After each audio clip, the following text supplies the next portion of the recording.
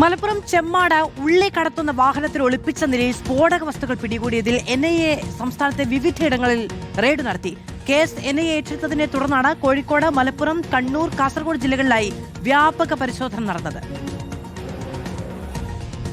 ഇന്ന് പുലർച്ചെ 5 മണിയോടെയാണ് കേസിലെ ഒന്നാം പ്രതി കോഴിക്കോട് മുക്കം ഇരഞ്ഞിമാവ് സ്വദേശി ഹാരിസിന്റെ വസതിയിലും ഇയാളുടെ ഉടമസ്ഥതയിലുള്ള എക്സലന്റ് ബ്രിക്സ് എന്ന സ്ഥാപനത്തിലും NIA സംഘം പരിശോധന നടത്തിയത്. ഹാരിസിനെ കൂടാതെ കേസിൽ ഉൾപ്പെട്ട മറ്റു പ്രതികളുടെ വസതികളിലും സ്ഥാപനങ്ങളിലും ഒരേ സമയത്തായിരുന്നു റെയ്ഡ്.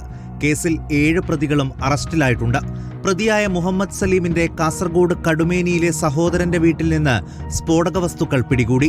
5 ജലാറ്റിൻ സ്റ്റിക്കുകളാണ് പിടിച്ചെടുത്തത്. പാറ പൊട്ടിക്കുന്നതിനായാണ് സ്ഫോടക വസ്തു ശേഖരിച്ചതെന്നാണ് വീട്ടുകാരുടെ മൊഴി. 6-7 വർഷം മുമ്പ് ഈ ചീങ്ക പൊട്ടിക്കാനായിട്ട് കൊണ്ടുവച്ചൊരു സാധനമാണ് ഈ പശയെന്ന് പറയുന്ന സാധനം.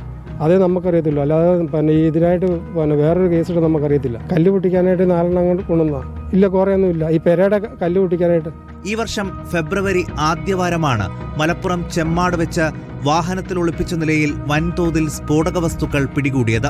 സംഭവത്തിൽ തിരൂരങ്ങാടി പോലീസാണ് ആദ്യം കേസ് രജിസ്റ്റർ ചെയ്ത് അന്വേഷണം നടത്തിയത്. തുടർന്ന് കേസിന്റെ ഗൗരവം കണക്കിലെടുത്ത് അന്വേഷണം NIAക്ക് കൈമാറുകയായിരുന്നു. റിപ്പോർട്ടർ, മലപ്പുറം.